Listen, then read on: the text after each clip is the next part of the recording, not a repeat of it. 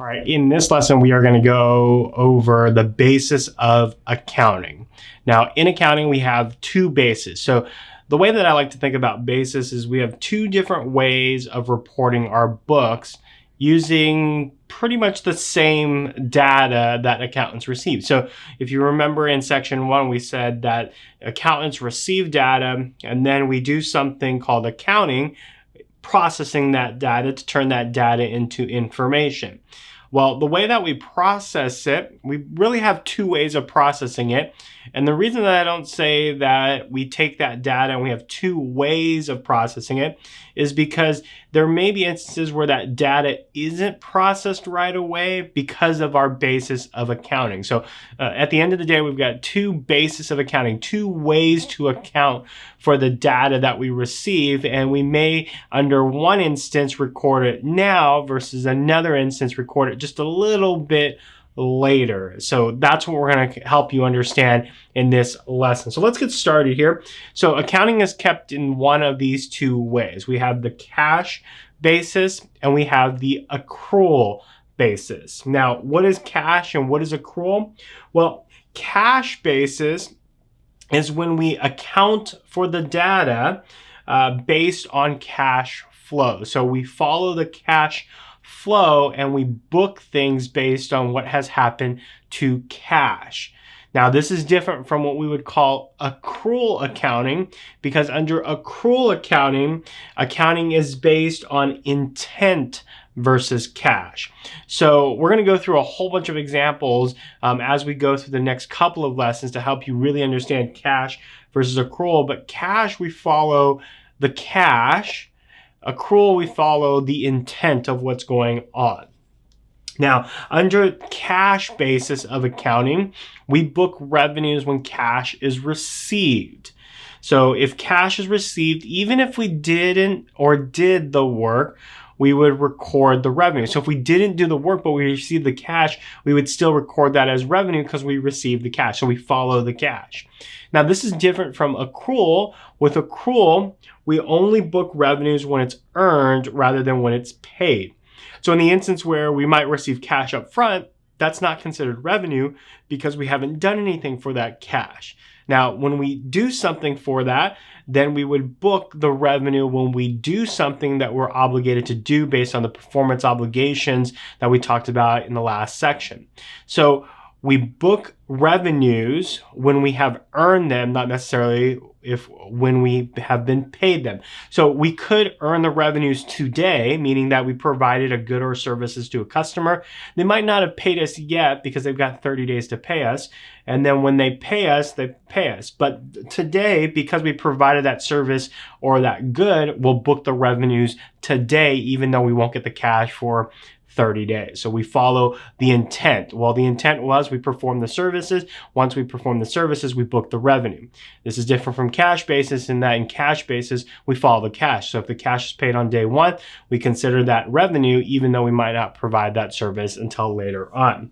Now, when we talk about expenses, the same thing goes with expenses. So when we look at the cash basis for expenses, we look at the cash outflow. So cash has to leave our organization, our business, in order to be considered an expense. So when cash is paid, an expense occurs. Now, this is different from the accrual basis. In the accrual basis, we book an expense when it's incurred, not necessarily when we've actually paid it. So for instance, if someone comes in and does lawnscaping for us and they bill us a couple days later, and then we have 30 days to pay it, the day that they do the lawn care is the day that we incurred an expense. We incurred that expense that day because the service has been rendered by the vendor, right? But we don't pay for maybe 35, 40 days.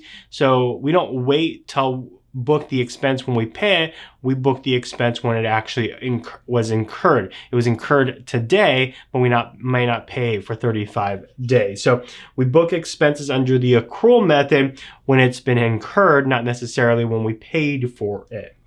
Now, the reason why someone might use cash basis is that it's effective for personal finance. So this is the way that personal finance is done, as we look at the cash in and cash out flows. It's not an expense until we pay it. It's not a revenue until we receive it. For businesses, though, they love to use accrual because it actually better matches the revenues to the expenses and the expenses to the revenue. It matches the actual activity of an organization in a given period, okay? So that's what we're looking for. We're looking for, does it match the actual operations of the organization? And the accrual does it. If we all waited until we paid, we could literally hold off on expenses for 30, 60, 90 days and never actually book them in the proper period in which they were incurred. So you're going to find a lot of businesses using accrual versus cash. And that's our main focus in financial accounting, is we're going to teach you the accrual method. We're not going to teach you necessarily the cash method, because the accrual is what's going to be better matched for a business operation than the cash method. Now, why cash? Well, cash basis of accounting is easier than accrual. So you'll see some companies use cash basis because it's easier than accrual. There isn't all these rules. You literally just follow the cash. So you literally just follow the cash, usually through a bank statement. So the bank statement is going to show your ins and outs, and you pretty much have everything there. Now, who uses cash basis? Cash basis is often used by small mom and pop stores. Why? Because they don't have the technical software. They don't have the technical knowledge of how accrual works, but they do understand cash basis, right? They can just follow the cash. And so you're going to see small mom and pops use the cash basis because it's just easier. Now, they can use the cash basis because they're not reporting financial statements to external users, public external users. Public companies cannot use cash because they are reporting to external users. So this can be used by a small business, typically a mom and pop, because they are not issuing audited financial statements. Now, why accrual? Well, accrual follows what is actually going on regardless of cash exchanging. So it gives a really good indication of what is happening in the business. Typically gives a better picture of what is going on with the business at any one point in time. This is beneficial since many business transactions involve extending credit and credit terms. And because you're extending credit terms, you're not necessarily getting paid for your services today. You're usually getting paid 30 days later. And then when it comes to expenses, you're incurring those expenses today, but you're not getting the bill for a few days. And then you don't have to pay it for 30 days. So it doesn't really match exactly what's going on. So a lot of businesses will use accrual when they have audited financial statements. And again, that's our focus in this class, is we're going to look at the accrual method. So it is a little bit more complex. We do have a lot of rules that we're going to follow, and that's what's going to make it a little difficult, but we're going to help you through it as we go through this course, understanding the accrual method versus the cash method. So as you go through this course, think about, when is the revenue is being incurred? When did the company earn the revenue? When it comes to expense, when did the expense incur? When did it actually happen versus when it's paid? We really don't care about the payment. We think about the payment as just an external activity in which we make the payment or we receive the payment, but we don't literally consider that necessarily when it comes to the sale or the expense that a company incurs. So that's a brief overview of the basis of accounting.